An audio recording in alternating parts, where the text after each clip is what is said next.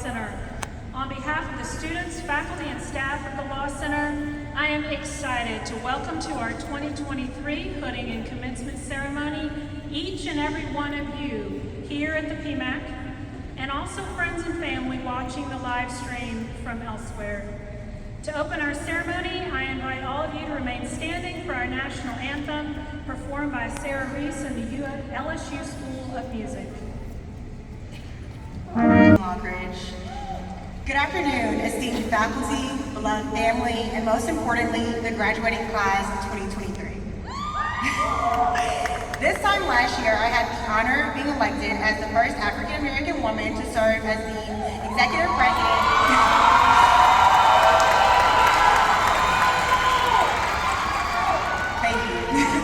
of the Student Bar Association.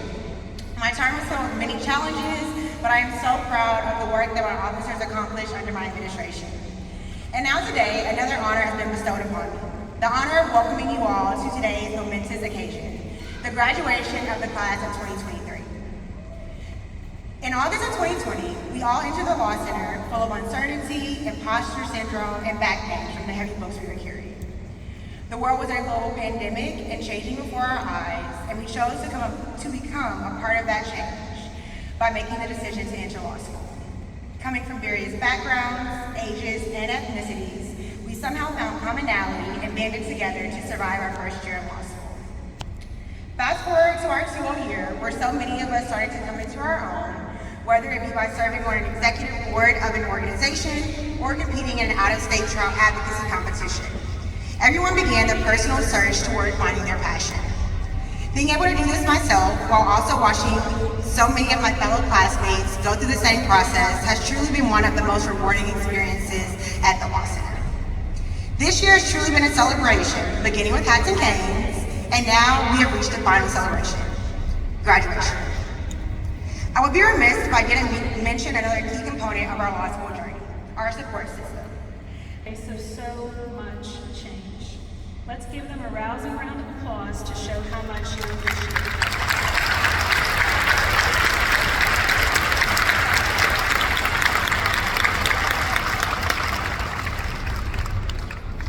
And now, I have the privilege of introducing today's commencement speaker, Professor Tom Galligan. Professor Galligan holds the Dodson and Hooks Endowed Chair in Maritime Law and the James Huntington and Patricia Klein Peter Odom Professorship of Law.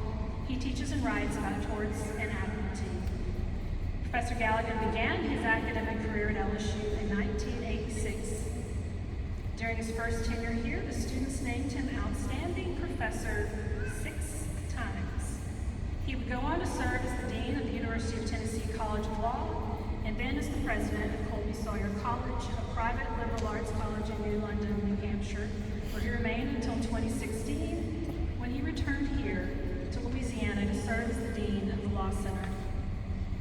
He served as Dean until December 2019, at which time he was called upon by the Board of Supervisors to serve the university as interim president. The Board of Supervisors, in appreciation for his service, would ultimately retroactively remove the interim title and bestow upon him the rank of President Emeritus in 2021, just before he returned to us at the Law Center.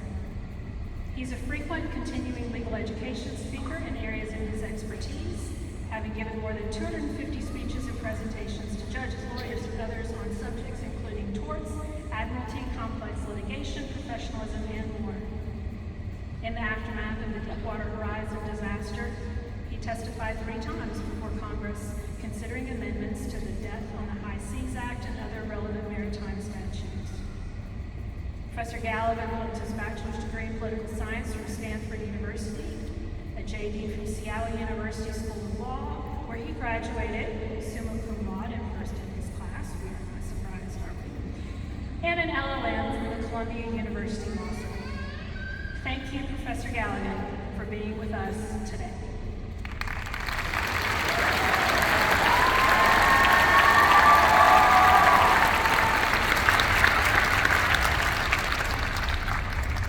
Good afternoon, and congratulations to the 2023 LSU Paul M. Hebert Law Center graduating class. I am honored that you asked me to say a few words on this auspicious occasion and I thank you. But before I get rolling, I want to express a little more gratitude. In December 2019, Mary Werner, then the chair of the LSU Board of Supervisors, asked me if I would serve as interim president of LSU. I said yes, which meant that we would need an interim dean at the Law Center. At the time, it was my intention to serve as interim president for a few months and come back to the Law Center as dean. More on that later.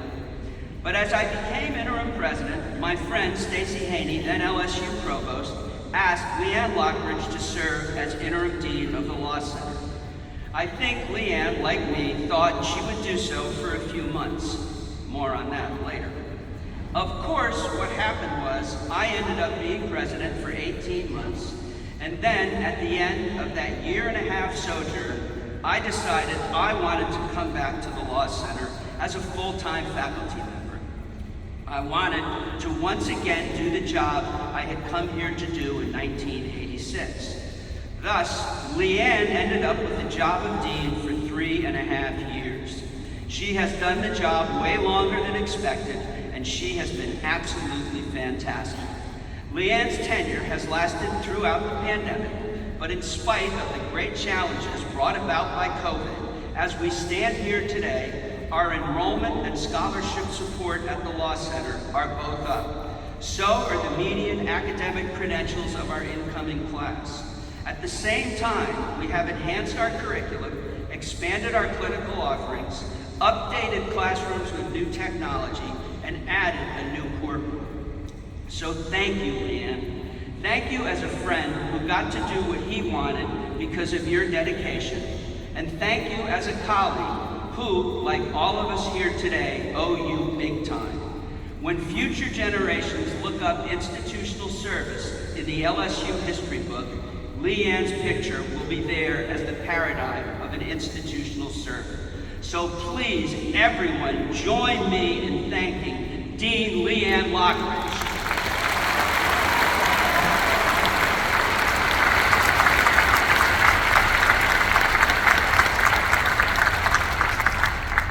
Okay, now for a commencement address. I've done this before, you know, but I really wanted this one to be special. Not too long, but special. So I started thinking, and I wasn't coming up with too much that I thought was special. I had some old speeches, and I got them out and started cutting and pasting. And I thought, this isn't special. I'm not gonna rehash. I was not satisfied, and I still did not have a speech. So I put my drafting task aside for a few days. I wrote some finals. Still no inspiration. I was getting antsy. Then I asked some of you, what should I talk about? And everybody said, COVID. After all, you are the COVID class. Now, LSU Law has many distinguished graduates, but none can say they've gone through quite what you have endured to reach this special day. Many of you in the LSU Law School class of 2023 missed your undergraduate graduations or attended them virtually. I think I congratulated some of you in this row from my living room on video. I might have congratulated others in Tiger Stadium, where only I got to walk across the stage. I might have congratulated others a year later after you got your degree right here in the PMAC at one of our makeup ceremonies. But those weren't the same as a real graduation, although Tiger Stadium was pretty cool. Actually, it was cold, but I digress. You started law school on Zoom, or at least on Zoom part of the time and in class part of the time. You went through spikes and improvements and spikes again. You did Zoom moot court competitions. The fall of your second year was only marginally better than your first year, and even last spring, in some of your classes, the first 3 weeks were still remote. Again, let me repeat, nobody went through what you went through. But as I wrote that version of this speech, I realized everybody at every graduation in America this spring is getting some variant, I use the word in a friendly way, of that speech. So the COVID theme alone wasn't doing it for me. Frustrated, I shut down my computer and I went out for a walk. Nervously walking, I honestly admitted to myself what I knew. That while you would be here sitting in the PMAC listening to me like you are, you really wouldn't be listening at all. You'd be fidgeting around because you have all this energy and you want to get up here and cross this stage and get your degree. And if I don't give a great speech, you are going to forget it by 3 o'clock this afternoon. Ugh, or some such thing. I said to myself, this was not consolation. And then a song began playing on my phone and rang through my earpods. Yes, even an old man like me has earpods. It was Steve Earle. Steve Earle and the Dukes. Good old Steve Earle. For those of you who don't know him, Steve Earle is a singer, songwriter, and commentator whose music is a combination of country, rock, alt, Celtic, bluegrass, folk, and blues. It's kind of iconic Americana. And he's basically my age, and he's also kind of bald. Anyway, the song that came on, one of my favorites by him, was I Ain't Ever Satisfied. It's one of Steve Earle's pre-jail songs. Yes, he spent some time in jail, which of course validates him as a country singer. Now, I Ain't Ever Satisfied is about a guy who just can't seem to find anything he's looking for in life. And it doesn't seem to bother him. A little bit of sociopath going on, maybe. But anyway, the song's narrator was born by the railroad track. When the train whistle wailed, he wailed right back. Then the singer's father walked out on the family. Later in life, the singer left a wonderful partner for someone who was not true to him and then left him. But none of it bothers him. And in the last verse, Steve Earle nails it. He sings, I've got an empty feeling deep inside. I'm going over to the other side, and music. Then he goes on. Last night I dreamed I made it to the promised land. And the chorus sings, I ain't ever satisfied. I was standing at the gate and I had the key in my hand. I ain't ever satisfied. Getting it? St. Peter said, come on in, boy, you're finally home. I ain't ever satisfied. I said, no thanks, Pete. I'll just be moving along. You get the picture. And then Steve Earle sings the chorus again.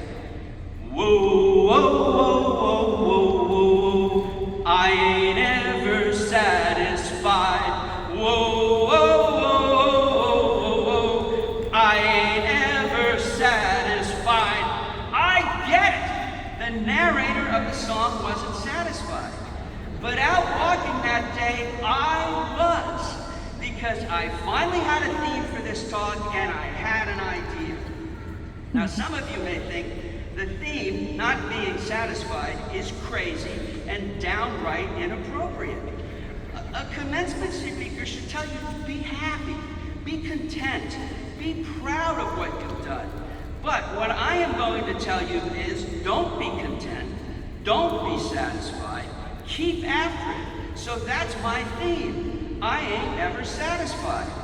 But like I said, I also had an idea. We are going to do something commencement speakers don't usually do with their audiences. And since this is the COVID class, we're going to do something we could not do during COVID. And it is going to make up for an experience you missed. Your law school orientation, you may recall, was virtual. I don't remember that. Dean Carroll told me about it. I don't remember about your orientation because I was running around like a nut trying to make sure that LSU could reopen the entire campus of 35,000 plus our 7 other campuses. I apologize for not paying attention, but I digress. Back to you. Usually at law school orientation, Dean Henry loosens everyone up by having one side of the auditorium yell, go, and the other side yell, tigers. You missed that. And no, we're not going to do that. But we are going to do something sort of similar. In spring 2020, we learned about a choir somewhere in America who all got COVID. Later we learned the germs were spreading through the air and the singing together passed the virus from one person to the other. That stopped a lot of people from singing for a while. Well, friends, today we are going to put those days behind us. We are going to sing. Yes, that's right, we are going to sing. Yes. Now, I've said I've given a bunch of commencement addresses, but I've never sung one. And here's the thing, if you don't participate, then it is not going to work. And as my friend Steve Sinosky gently warned me, I will be a big flop. And come on, you don't want to see an old man fail. And you don't want to just listen to me babble. Plus, this is going to burn off some of that energy that you're all feeling right now. So here's how we're going to do this. I'm going to talk a little bit, I promise, just a little bit, and then I'm suddenly going to go, whoa, whoa, whoa, whoa, whoa, whoa, whoa, and you will sing, I ain't never satisfied. Not all at once, all right? Okay, you got it?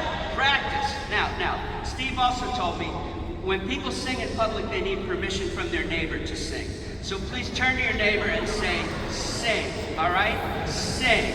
Yeah, and I see you're thinking I can't carry a tune. This is just screaming, really. So, all right, we're gonna practice. Whoa, whoa, whoa, whoa, whoa, whoa, whoa. One more time.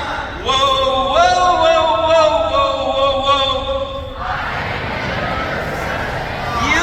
You got it, and you did it. Now, you should not be the only ones in this place doing this, okay?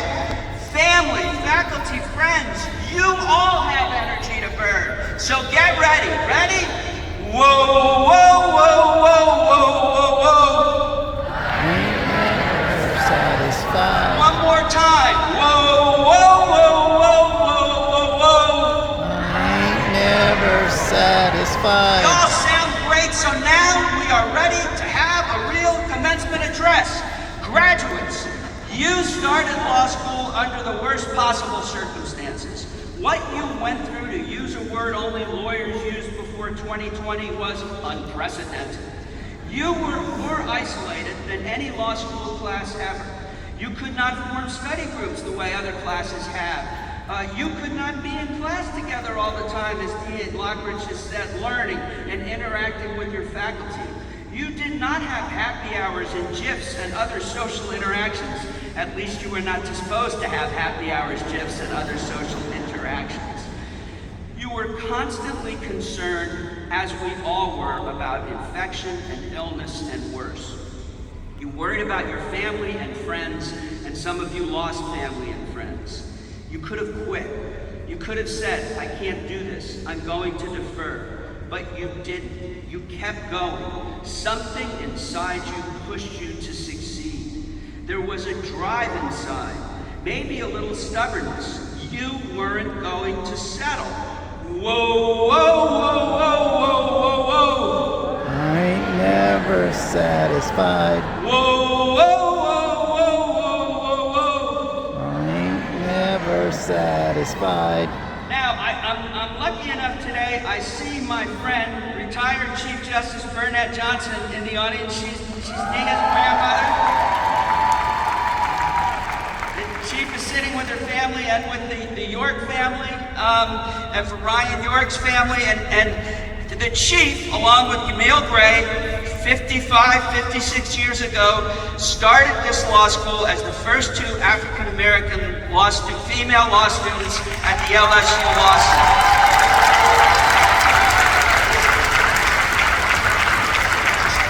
Chief, you told me, but I can't imagine what you went through. The prejudice, the isolation, the loneliness, the discrimination, the anger. You could have quit, but you didn't quit. You graduated, became, with Judge Gray, the first two female African-American graduates of the LSU Law Center. You went on to a great career as a lawyer, as a judge, the first African-American Chief Justice of the Louisiana Supreme Court. And I don't know if you're a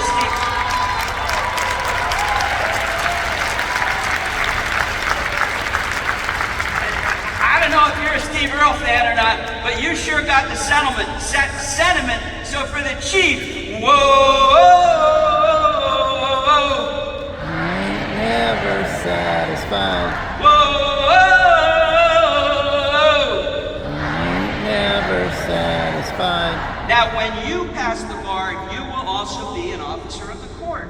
That sounds ministerial, but it is way more than that. If I can borrow from the Marvel Universe, you will be a guardian of the galaxy of justice. It is up to you and all of us as lawyers to keep that ideal of justice in mind. Justice requires fairness. We have to work to make the system fair. How can you do that? Get involved with organizations promoting justice, rights, and the rule of law. And do what my friend John Devlin would tell you to do. Take pro bono cases.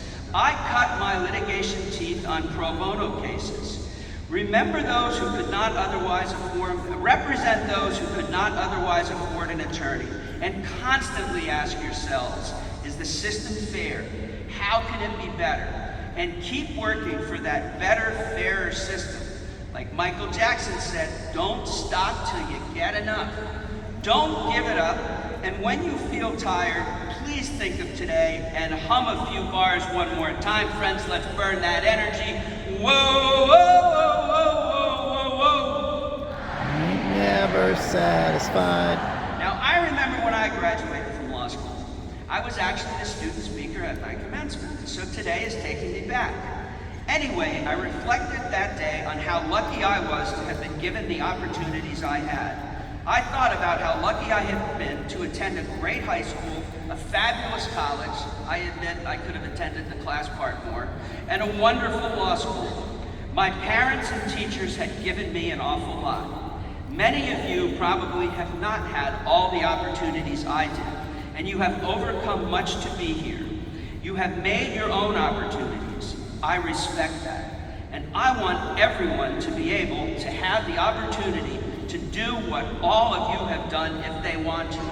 And while it shouldn't be easy, it shouldn't be impossible, and it should be affordable for all. And until those opportunities are real for everyone, whoa, whoa, whoa, whoa, whoa, whoa, whoa. I ain't never satisfied.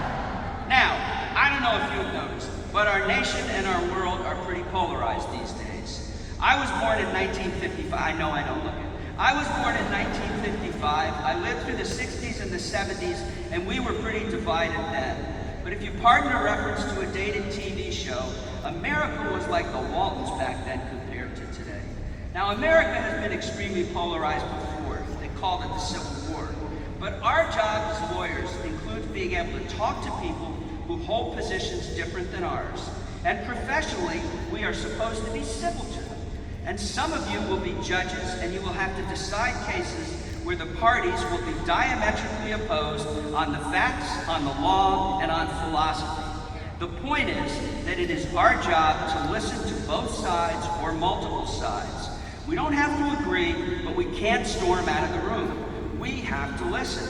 We can't be like the reporter in my favorite author John Irving's most recent novel, who ignored what he didn't want to hear. We can't ignore what we don't want to hear. Willa Cather expressed the same idea a little differently in Death Comes to the Archbishop. In referring to a group of people, she said, they had not room in their minds for two ideas. Well, friends, we have to keep two ideas in our mind at the same time, and they will often be two or more competing or inconsistent ideas. On top of all that, we've got some pretty serious stuff to deal with. Serious and dangerous weather events are more and more common. Mass shootings are a tragic regular occurrence. There is an ongoing ground war in Europe. There are revolts in Sudan. I could go on and on and on. But it is pretty clear people need to get along better to tackle those things. We have to face facts, and we have to be able to talk. And I would challenge us, you and me, to be part of the process of getting others to try to process two ideas at once and not ignore something they don't at first blush agree with. Now, before we do our last little sing-along, I have one final rant. Like I told you before, I was the student speaker at my law school graduation. Madison Dakin.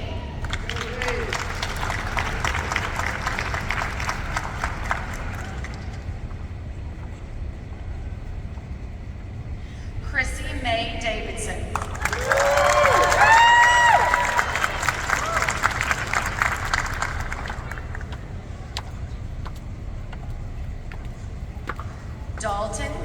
against the law.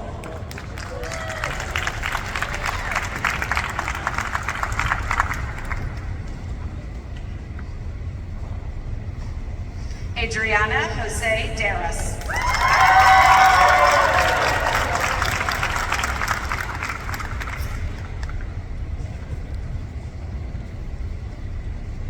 Whitney Leanne Dial.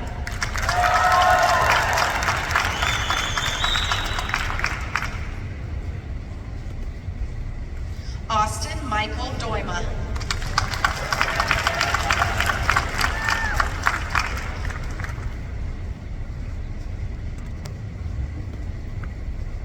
McKenna Danielle Dore.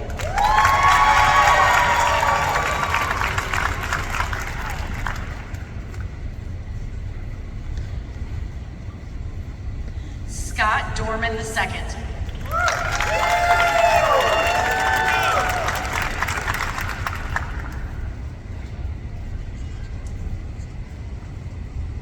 Alexandra Laverne Doucette.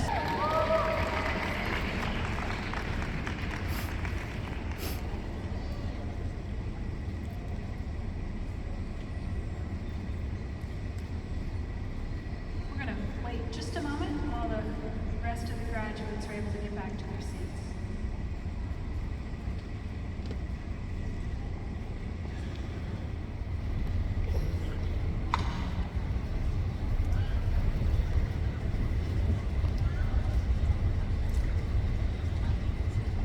Well,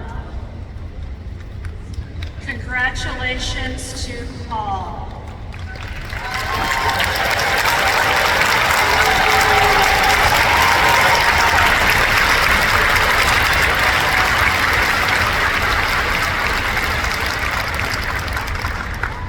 As we near the end of the program, I'm very pleased to introduce Dr. Roy Haggerty, Executive Vice President, Provost.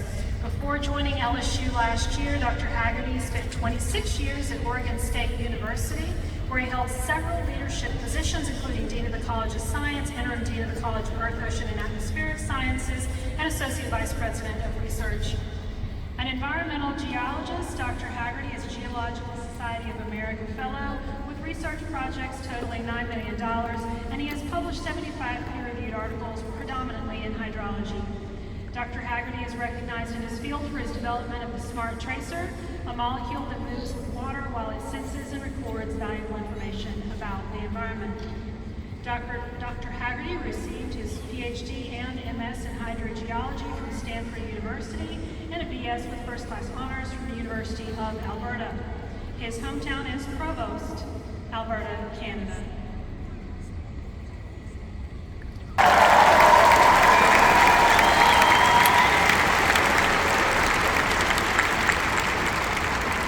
Thank you, Dr. Haggerty. And now I would like to welcome to the stage Ryan York, President of the 2023 pre-L class, who will deliver the class farewell. Ryan hails from Greenwood, Louisiana, and received his bachelor's degree in history from Louisiana Tech.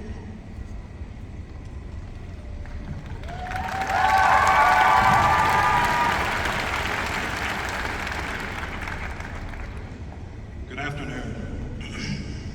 I'd like to thank Dean Lockridge, our professors, and other faculty members for providing us, the class of 2023, with a great legal education, excellent legal resources, and tremendous support during these past 3 years of law school.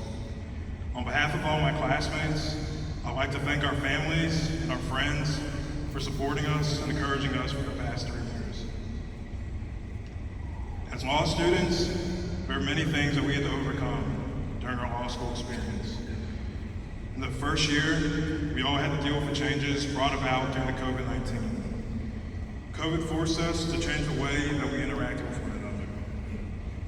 COVID also changed our perceptions of how we would study the law as first-year law students. Admittedly, it was not an ideal way to start off our first year of legal education. Satisfaction. You will always be part of the LSU Law family wherever you go, and we hope you will often return to your home here on campus. Would the class of 2023 now please rise?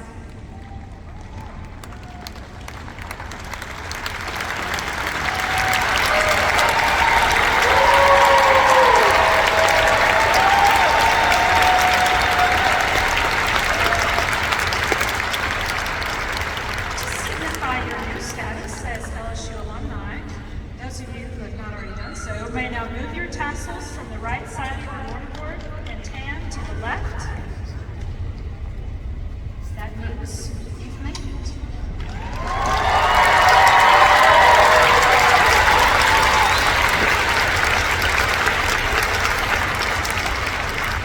And I know because I saw some of you wearing them.